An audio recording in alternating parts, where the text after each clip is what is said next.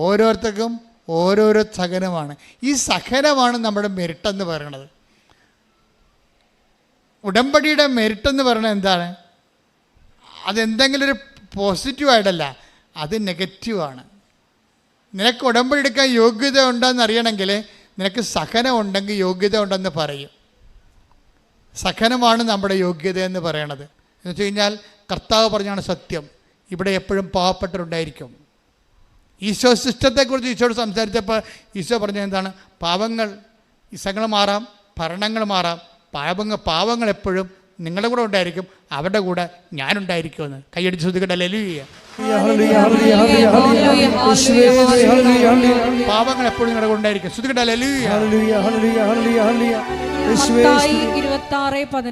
മത്തായി 26:11 ദരിദ്രർ എപ്പോഴും നിങ്ങളോട് കൂടെയുണ്ട്, ഞാനാകട്ടെ എപ്പോഴും നിങ്ങളോട് കൂടെ ഉണ്ടായിരിക്കുകയില്ല.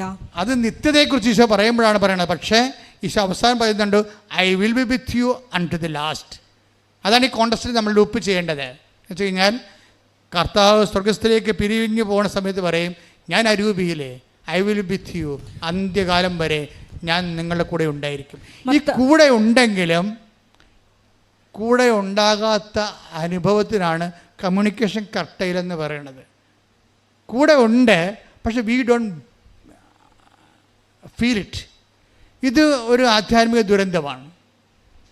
ദൈവത്തിൻ്റെ വാഗ്ദാനം അനുസരിച്ചുകൊണ്ട് I will be with you unto the last, അവസാന ശ്വാസം വരെയും ഭൂമിയുടെ ലോകത്തിൻ്റെ അവസാനം വരെയും ഞാൻ നിൻ്റെ കൂടെ ഉണ്ടാകും. മത്തായി 28:20 യുഗാന്തം വരെ എന്നും ഞാൻ നിങ്ങളോട് കൂടെ യുഗാന്ത്യം വരെ ഞാൻ എന്നും നിങ്ങളുടെ കൂടെ ഉണ്ടായിരിക്കും. ഇപ്പൊ കർത്താവ് നമ്മുടെ കൂടെ ഉണ്ട്, പക്ഷെ വി ഡോണ്ട് ഫീൽ ഇറ്റ്. നോക്കിയേ, ഇപ്പോൾ സൂര്യനുണ്ട്, സൂര്യന് ചൂടുണ്ട്, പക്ഷെ നമ്മളത് ഫീൽ ചെയ്യുന്നില്ല. എന്താ കാര്യം? മോളിൽ റൂഫുള്ളത് കൊണ്ട് അല്ലേ?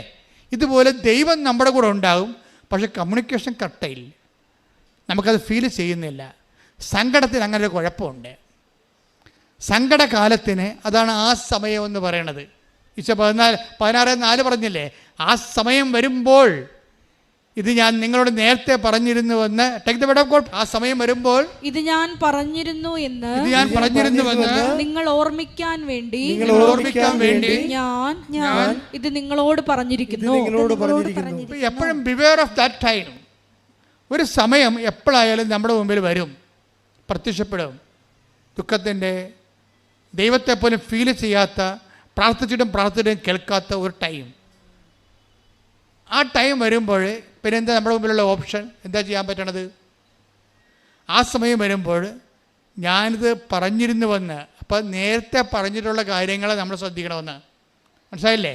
നമ്മുടെ പ്രസൻറ്റ് ടൈമിൽ നമുക്ക് കമ്മ്യൂണിക്കേഷൻ കറക്റ്റായി കഴിഞ്ഞു കഴിഞ്ഞാൽ, ദൈവമായിട്ടുള്ള ബന്ധങ്ങൾ പോയി പ്രാർത്ഥിക്കാൻ പറ്റാതെ വന്നാൽ പിന്നെ ഉള്ള എമർജൻസി ആയിട്ടുള്ള നടപടി എന്താണ്? പണ്ട് കർത്താവ് പറഞ്ഞത് നമ്മൾ ഓർക്കണം. അതിനാണ് ഈ ബൈബിൾ എന്ന് പറയുന്നത്. സ്തുതിക്കട്ടെ. ഹല്ലേലൂയ. ഇത് നേരത്തെ കർത്താവ് ഇവിടെ ജീവിച്ചിരുന്ന കാലത്ത് പറഞ്ഞ കാര്യങ്ങളാണ്. ഇവിടെ കമ്മ്യൂണിക്കേഷൻ കട്ടലായി കഴിഞ്ഞ് ദൈവത്തിൻ്റെ ഫീൽ നമുക്കുണ്ടാകുന്നില്ല, പ്രാർത്ഥിക്കാൻ പറ്റാതെ വന്നാൽ നേരത്തെ കർത്താവ് പറഞ്ഞത് നമ്മൾ അരമണിക്കൂർ വായിക്കും. ഉടമ്പടി നമ്മൾ അരമണിക്കൂർ വചനം വായിക്കണില്ലേ? അതാണ് സംഭവം. ഇതാ കമ്മ്യൂണിക്കേഷൻ എങ്ങാനും കട്ടായി ചെയ്താൽ കട്ട് ആകാതിരിക്കാൻ വേണ്ടി നേരത്തെ കർത്താവ് പറഞ്ഞത് നമ്മളെന്ത് ചെയ്യും? അത് അവൻ പറഞ്ഞതുപോലെ നമ്മൾ ചെയ്യും. ഇവിടെയാണ് ഈ പത്രം കൊടുപ്പൊക്കെ വരണത്. ഇവിടെയാണ് നമ്മുടെ ആതുര സേവനങ്ങൾ വരണത്. എന്താണ്? നേരത്തെ അവൻ പറഞ്ഞതാണ്. ഇപ്പോൾ അവരുടെ കമ്മ്യൂണിക്കേഷൻ ഇല്ല. അപ്പം നേരത്തെ പറഞ്ഞ അനുസരിച്ച് അവൻ പറഞ്ഞ പോലെ നമ്മളിപ്പോൾ ചെയ്യാണ്. അതാണ് കവനൻ്റ്. കൈയടിച്ച് ശ്രദ്ധിക്കട്ടെ. ഹല്ലേലൂയ.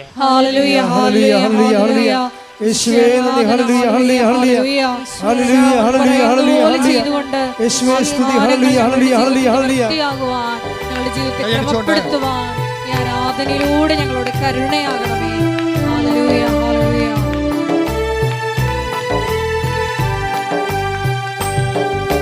ക്ലേശകാലത്ത് കൂടാരമേ എന്നെ പ്രിയനെന്നെ മറയ്ക്കും. അല്പകാലം കഴിഞ്ഞ്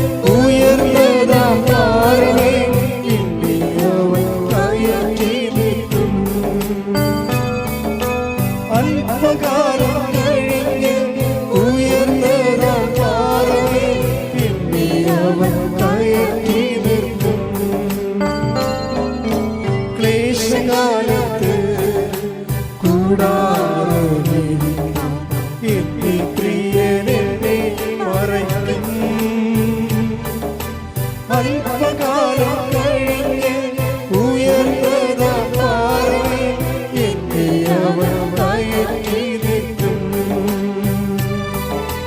എന്നെ അവൻ കയറ്റി നിർത്തും. അപ്പോൾ ഈ ക്ലേശകാലം എന്ന് പറയണത് യോഹന്നാൻ 16:4 ആ സമയമാണ്. ഈ സമയത്താണ് കമ്മ്യൂണിക്കേഷൻ കട്ടലായി പോണത്. അതിനെക്കുറിച്ചാണ് ലൂക്ക 8:7 എടുത്ത് ശ്രുതികട ഹല്ലേലൂയ. Hallelujah, hallelujah, hallelujah. യേശുവേ നന്ദി. Hallelujah, hallelujah, hallelujah. ചിലത് മുൾച്ചെടികൾക്കിടയിൽ വീണു, മുൾച്ചെടികൾ അതിനോടൊപ്പം വളർന്ന് അതിനെ ഞെരുക്കിക്കളഞ്ഞു. അതിൻ്റെ തർജ്ജിമ എന്താണ്? ലൂക്ക 8:14. ലൂക്ക 8:14. മുള്ളുകളുടെ ഇടയിൽ വീണത് വചനം കേൾക്കുന്നെങ്കിലും ജീവിത ക്ലേശങ്ങൾ സമ്പത്ത് സുഖഭോഗങ്ങൾ എന്നിവ വചനത്തെ ഞെരുക്കിക്കളയുന്നത് കൊണ്ട് ഫലം പുറപ്പെടുവിക്കാത്തവരാണ്. ഉടമ്പടിക്ക് ഇങ്ങനെ ഒരു പ്രശ്നമുണ്ട്. അതായത് ഉടമ്പടിയിൽ നമ്മൾ ചില ആൾക്കാരല്ലേ പ്രത്യക്ഷിക്കുന്ന പ്രാർത്ഥന മാത്രം ചൊല്ലിക്കൊണ്ട് മഴയും കൊള്ളാതെ വെയിലും കൊള്ളാതെ വീട്ടിൽ ഇരിക്കുന്ന ആൾക്കാരില്ലേ, അവരൊന്ന് കേൾക്കാൻ വേണ്ടി പറയുകയാണ് ഇത് വർക്കൗട്ട് ചെയ്യത്തില്ല.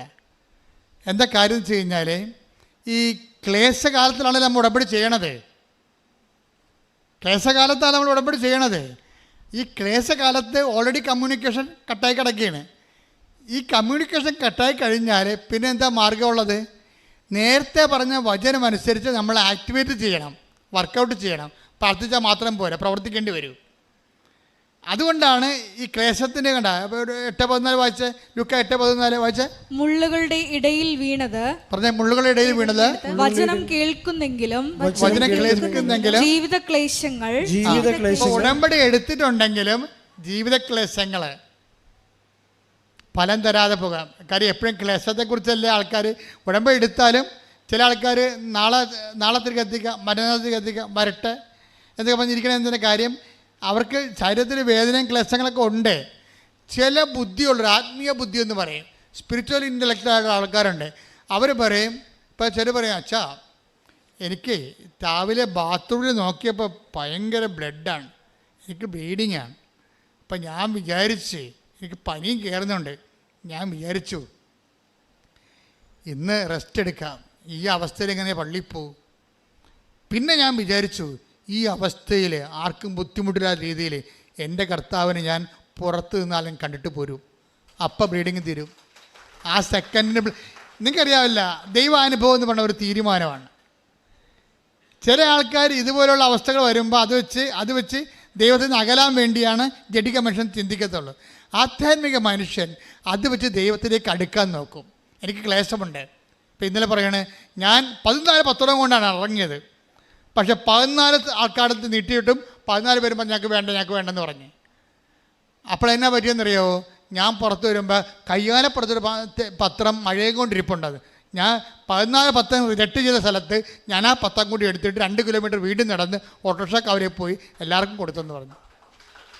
ഇതാണ് സ്പിരിച്വൽ ഇൻ്റലിജൻസ് എന്ന് പറയണത്. ആധ്യാത്മിക ബുദ്ധിയുള്ളവർ. ആധ്യാത്മിക ബുദ്ധി എന്ന് വെച്ച് കഴിഞ്ഞാൽ അവർക്ക് പരിശുദ്ധാത്മാവ് പറഞ്ഞില്ലേ, ഞാൻ നിങ്ങളോട് കൂടി ഉണ്ടെങ്കിലേ, അതാണ് ഈശോ പറഞ്ഞത്. ഈ പരിശുദ്ധാത്മാവെന്ന് പറയേണ്ട സംഭവം എന്ന് വെച്ചാൽ നമ്മൾക്ക് ഡോർമെൻ്റ് ആണെങ്കിലും അത് അവിടെ ഉണ്ടാവും, നമ്മളെ കൂടെ ഉണ്ടാവും. പക്ഷെ ഇത് വർക്കൗട്ട് ചെയ്യണത് നമ്മുടെ വിശ്വാസത്തിൻ്റെ എബിലിറ്റി അനുസരിച്ചേ ഉള്ളൂ. ഒരു റിസ്ക് വന്നു കഴിഞ്ഞാൽ അതിനെ കൗണ്ടറാക്ട് ചെയ്യാൻ വേണ്ടി നമുക്ക് ദൈവത്തോട് സ്നേഹമുണ്ടെങ്കിൽ നമ്മൾ തകർന്നാലും തരിപ്പണമായാലും പിന്നെയും ദൈവത്തെ പ്രതി നമ്മൾ സഞ്ചരിച്ചുകൊണ്ടേയിരിക്കും. അങ്ങനെയുള്ളപ്പോൾ ദൈവം സത്യമായത് കാരണം അത് പെട്ടെന്ന് സമയബന്ധിതമായിട്ട് ആ വിഷയത്തിൻ്റെ ഇടപാടുണ്ടാവും. നിങ്ങൾക്കറിയാമല്ലോ, എല്ലാം പേയ്മെൻറ്റ് സീറ്റുകളാണ്. സ്വർഗം പോലും പേയ്മെൻറ്റ് സീറ്റാണ്. സ്വർഗം നമുക്ക് പേയ്മെൻറ്റ് കൊടുക്കാൻ പറ്റാത്തത് കൊണ്ടാണ് കർത്താവിന് പേയ്മെൻറ്റ് കൊടുക്കേണ്ടി വന്ന സാഹചര്യം. ആ ചില്ലറ പേയ്മെൻ്റ് ഒന്നുമല്ല കൊടുത്തിരിക്കുന്നത്. അതുകൊണ്ട് തന്നെ സ്വർഗം നല്ല വിലയുള്ളതാണ്. നമ്മളെ വിശ്വാസികളുടെയും രക്തസാക്ഷികളുടെയും ജീവിത വിശുദ്ധിക്ക് വേണ്ടി ജീവൻ പണയപ്പെട്ട ധർമ്മരക്തസാക്ഷികളുടെയും ചരിത്രം പരിശോധിച്ചാൽ നമുക്ക് മനസ്സിലാകും, ബൈബിളിൻ്റെ സ്വർഗം എന്തുമാത്രം വിലയുള്ളതാണ്, ഒരു വിഷയം എന്തുമാത്രം വിലയുള്ളതാണ്. ബൈബിൾ നമ്മൾ മുന്നോട്ട് വെക്കുന്ന സ്വർഗത്തിന് കർത്താവിൻ്റെ രക്തത്തിൻ്റെ വിലയാണ്, യേശുവിൻ്റെ ജീവൻ്റെ വിലയാണ്, അവൻ്റെ സഹനത്തിൻ്റെ വിലയാണ്. ആ വില കൊടുക്കാൻ വേണ്ടി സത്യസന്ധത ആര് കാണിച്ചാൽ സമയബന്ധിതമായി നിന്റെ ഉടമ്പടിയുടെ മേൽ ദൈവം ഇറങ്ങി വന്ന് തീരുമാനം എടുത്തിരിക്കും.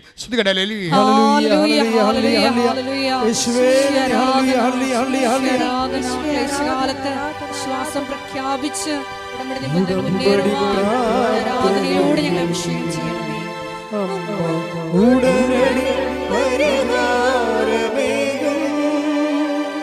ഉടമ്പടി പ്രാർത്ഥനയും അമ്മ ഉടനടി പരിഹാരമേകും,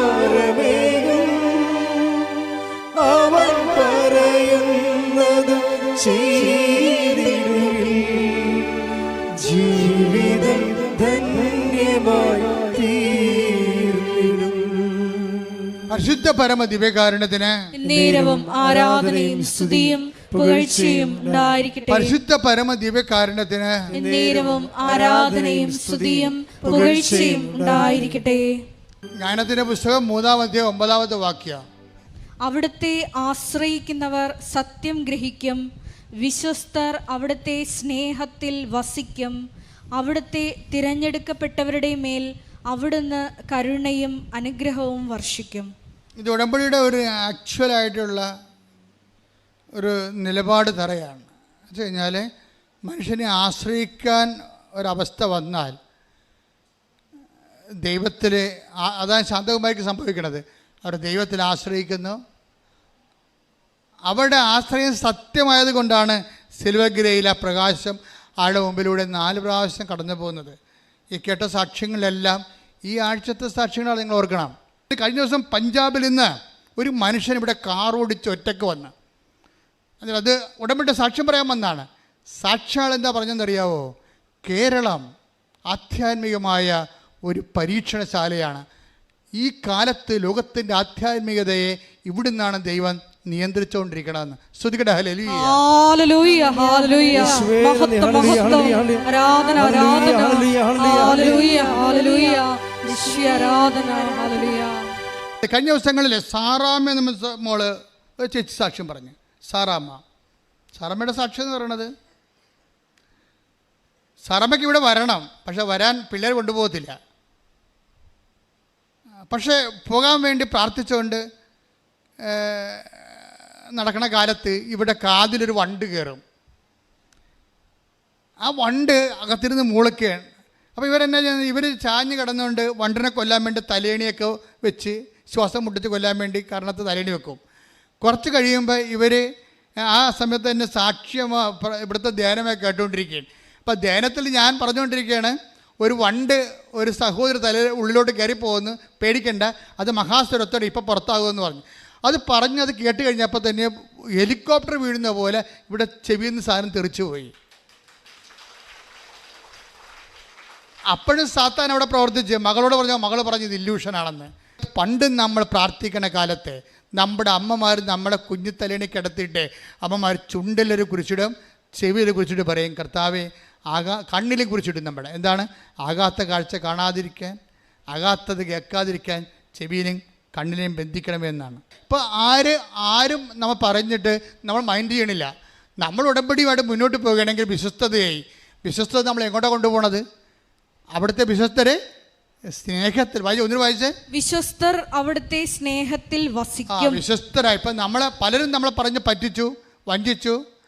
പക്ഷേ അതേസമയം തന്നെ നമ്മൾ ദൈവത്തോട് വിശ്വസ്തയോടെ മുന്നോട്ട് പോകും. വിശ്വസ്തർക്ക് എന്ത് പറ്റുമെന്നാണ് ഞാൻ 3:9 പറയണത്. വിശ്വസ്തർ അവിടുത്തെ സ്നേഹത്തിൽ വസിക്കും. പ്രാർത്ഥിക്കുക, കർത്താവേ അങ്ങേ സ്നേഹത്തിൽ വസിക്കുവാൻ, അങ്ങയുടെ വചനങ്ങളോടും ഉടമ്പടിയോടും വിശ്വസ്തത പാലിക്കുവാൻ എന്നെ സഹായിക്കണമേ.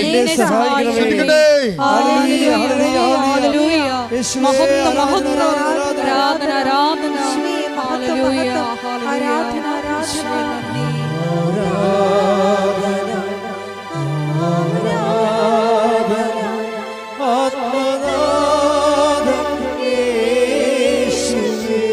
ഞങ്ങൾ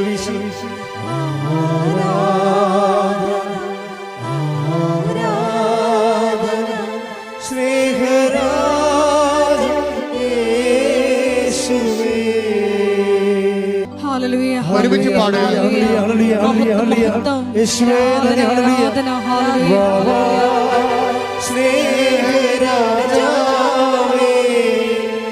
എന്നെന്നും എന്നുള്ളിൽ വാ, സ്നേഹത്തിൻ പൂനിലാവേ, എന്നുള്ളിൽ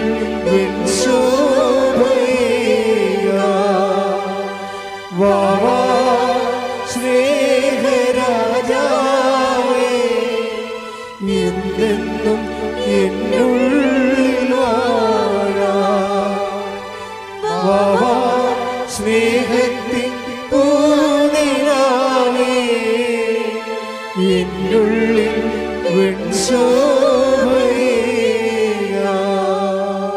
പരിശുദ്ധ പരമദിവ്യകാരുണ്യത്തിന് നേരവും ആരാധനയും സ്തുതിയും പുകഴ്ചയും ഉണ്ടായിരിക്കട്ടെ. എൻ്റെ പ്രിയപ്പെട്ടവരെ, രോഗസൗഖ്യ പ്രാർത്ഥനയിലേക്ക് നമ്മൾ പ്രവേശിക്കുകയാണ്. നിങ്ങളുടെ ആസ്തി, നിങ്ങളുടെ ഭക്തിയോടെ, വിശ്വാസത്തോടെ, ദൈവസ്നേഹത്തോടെ ഈ ആരാധന പങ്കെടുത്തത് തന്നെയാണ്. കർത്താവ് ഈ സമയമെല്ലാം വചനങ്ങളിലൂടെ നമുക്ക് ബോധ്യം തന്നുകൊണ്ടിരിക്കുകയായിരുന്നു. നിങ്ങളെ വചനങ്ങളെല്ലാം വീണ്ടും കേൾക്കണം. സമയം കിട്ടുമ്പോഴൊക്കെ വചനം കേൾക്കുകയും അത് നിങ്ങൾ ഷെയർ ചെയ്തുകൊണ്ടിരുന്നുകൊണ്ട് എല്ലാവർക്കും ബൈബിളിൻ്റെ സന്ദേശം നമ്മൾ ഒരു ഹോംവർക്ക് പോലെ ആൾക്കാർക്ക് എത്തിച്ചു കൊടുക്കണം. ഒത്തിരി തീഷ്ണതയോടെയാണ് ജനം ഇന്ന് സുവിശേഷ വേല ചെയ്യണത്. മറ്റാരെക്കൊണ്ടും ചെയ്യിക്കരുത്. സ്വന്തമായിട്ട് ചെയ്യാനുള്ള തീഷ്ണത വേണം. ചെയ്താലും മടുപ്പ് തോന്നാത്ത അത്രയും കർത്താവിന് വേണ്ടി വേല ചെയ്തുകൊണ്ടിരിക്കണം. കാര്യം എപ്പോഴാലും രാത്രി വരും. വേല ചെയ്യാൻ പറ്റാത്ത രാത്രി കാലത്തെക്കുറിച്ച് ഈശോ പറഞ്ഞിട്ടുണ്ട്. ഇപ്പം നിനക്ക് ആരോഗ്യമുണ്ട്, ചെയ്യാനുള്ള അവസരമുണ്ട്, ചെയ്യാനുള്ള മനസ്സുണ്ട്, നിങ്ങൾ കർത്താവിൻ്റെ വേല ചെയ്തുകൊണ്ടേയിരിക്കണം. അതിന് കർത്താവിനോട് റെമ്യൂണറേഷൻ ചോദിക്കരുത്. അത് നിത്യതയ്ക്ക് വേണ്ടിയുള്ള നമ്മുടെ സ്വരുക്കൂട്ടലാണ്. നിൻ്റെ കാര്യങ്ങളുടെ മേലെ ദൈവ തീരുമാനം എപ്പോഴും ഉണ്ടായിക്കൊണ്ടിരിക്കും. നീ ആഗ്രഹിക്കുന്നതിനേക്കാളും കർത്താവിന് നിന്നെ സഹായിക്കാൻ സന്മനസ്സും സ്നേഹവും നിന്നോടുണ്ട്. ആ സ്നേഹത്തെ നീ തിരിച്ചറിയണത് ഉടമ്പടി സത്യസന്ധമായി നീ നിറവേറ്റുന്ന നിമിഷങ്ങളിലാണ്. പ്രാർത്ഥിക്കുക. കർത്താവേ, ഉടമ്പടി അങ്ങോട്ടുള്ള സ്നേഹത്താൽ സത്യസന്ധമായി നിറവേറ്റുവാൻ ഉടമ്പടിയുടെ പ്രേക്ഷിത പ്രവർത്തനങ്ങളാൽ അതുപോലെ തന്നെ ഉപവി പ്രവർത്തനങ്ങളാൽ ദൈവസ്നേഹത്തോടെ നിറവേറ്റുവാൻ എന്നെ ശക്തീകരിക്കണമേ. ഉടമ്പടിയുടെ ഉള്ളവരെ ജീവിത ക്ലേശങ്ങളിലെ നിലനിൽക്കുന്നവരെ മനസ്സിടിഞ്ഞു പോകുന്ന സാഹചര്യങ്ങളുള്ളവരെ അമ്മേ പരിശുദ്ധ അമ്മേ ദേവമാതാവേ ഈ പ്രാർത്ഥനയുടെ ശക്തിയാൽ അങ്ങ് നവീകരിക്കണമേ. വിശ്വാസം നവീകരിക്കണമേ, ശക്തിപ്പെടുത്തണമേ. ദൈവസ്നേഹത്താൽ ആത്മവിശ്വാസവും ആത്മശക്തിയും തടയിക്കൊണ്ട് സുവിശേഷത്തിന്റെ പോരാട്ടം നടത്തുവാൻ അവരെ അനുഗ്രഹിക്കണമേ. ശ്രുതികടെ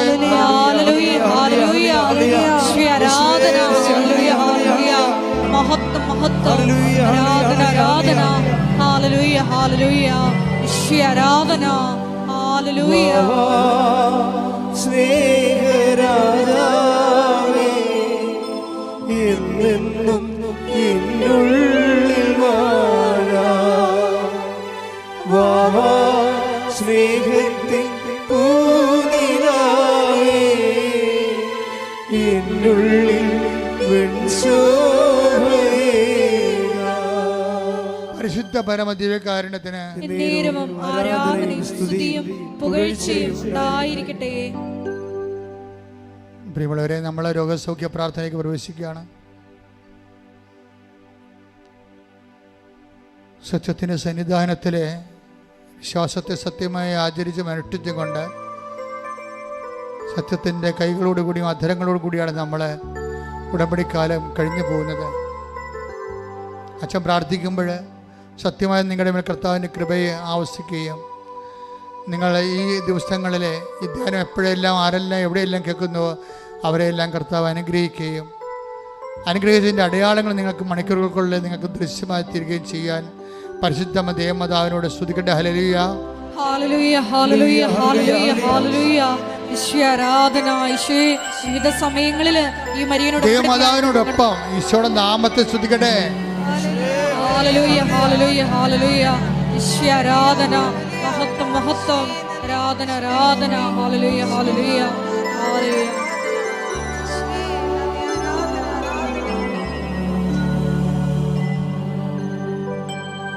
രോഗസൗഖ്യത്തിന് വേണ്ടി പ്രാർത്ഥിക്കുന്ന സമയമാണ്. ഉച്ച മുതൽ ഉള്ളങ്കാല് വരെയുള്ള അസ്ഥികൾ, പേശികൾ, കോശങ്ങൾ, ആന്തരിക അവയവങ്ങൾ, ത്വക്കുകൾ എല്ലാം സമർപ്പിച്ച് പ്രാർത്ഥിക്കും. പഞ്ചേന്ദ്രിയങ്ങളെ സമർപ്പിച്ച് പ്രാർത്ഥിക്കും. ആ സമയങ്ങളെല്ലാം നിങ്ങൾ ഇടിമുഴക്കം പോലെ ശ്രദ്ധിച്ചുകൊണ്ടിരിക്കണം. കർത്താവിൻ്റെ ശക്തി നിങ്ങൾക്ക് ആവശ്യിക്കുന്ന സൗഖ്യത്തിൻ്റെ നിമിഷങ്ങളാണ്.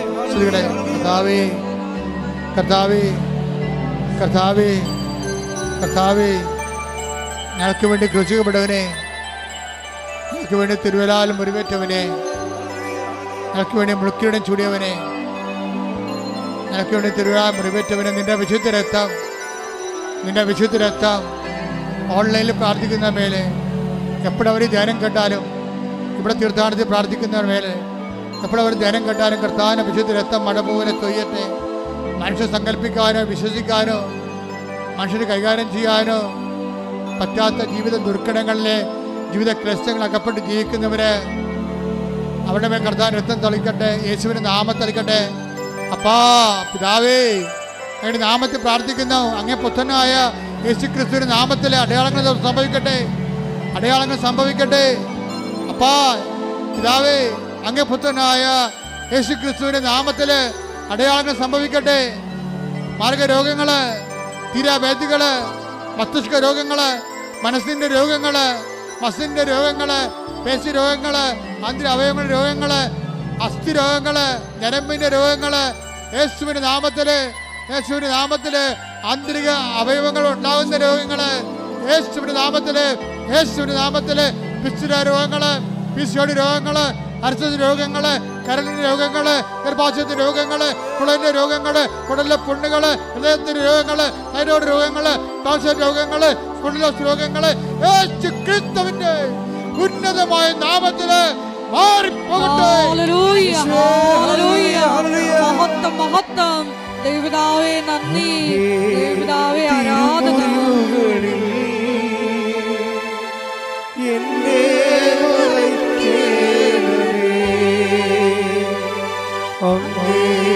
തിരുഹൃദയത്തിൽ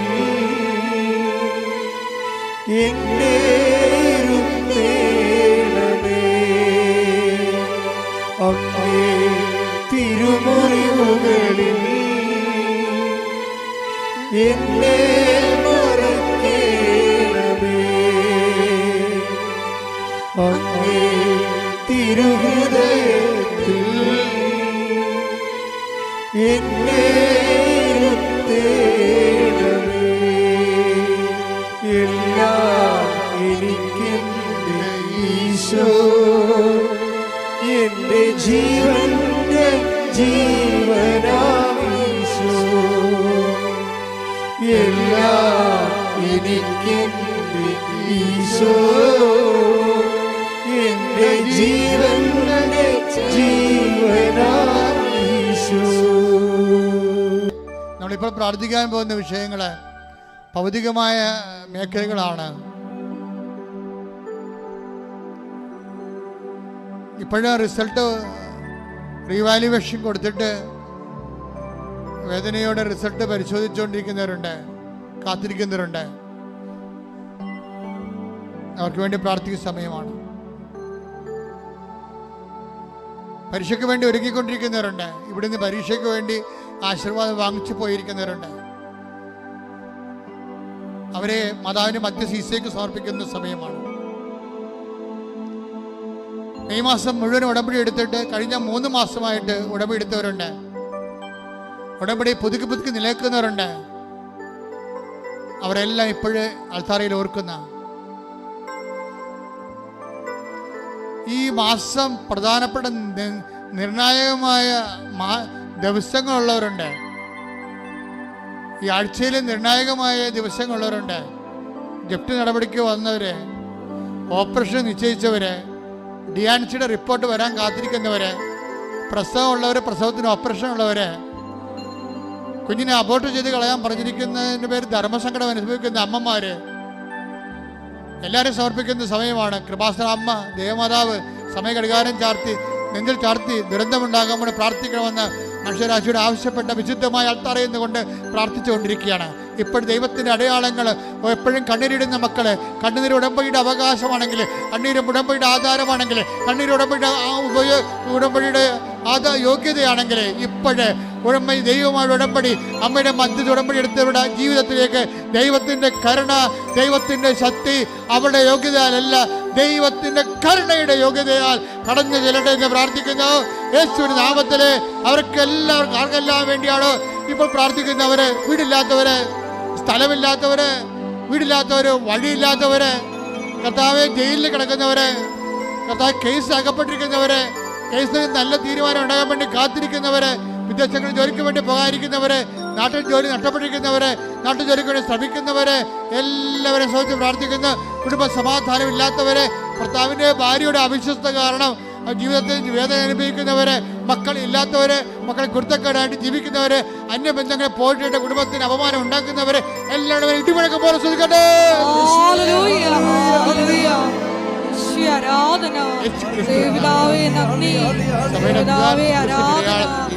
നാമം ഈ ആരാധനയിലൂടെ വീണ്ടും വീണ്ടും മഹത്വപ്പെടുത്തണമേ.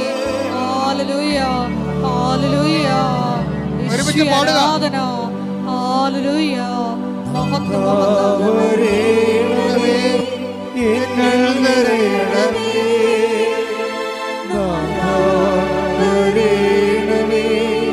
സൗഖ്യം നൽകണമേ, നാഥാ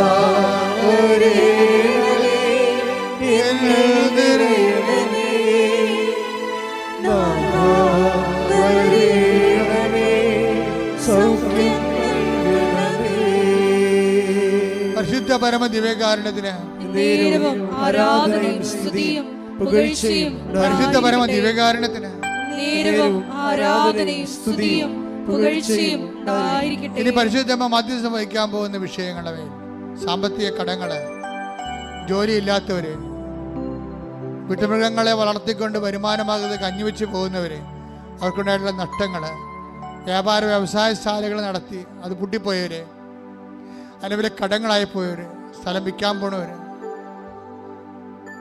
ജീവിക്കാൻ വേണ്ടി സ്ഥലം വാങ്ങാൻ പോകുന്നവര്,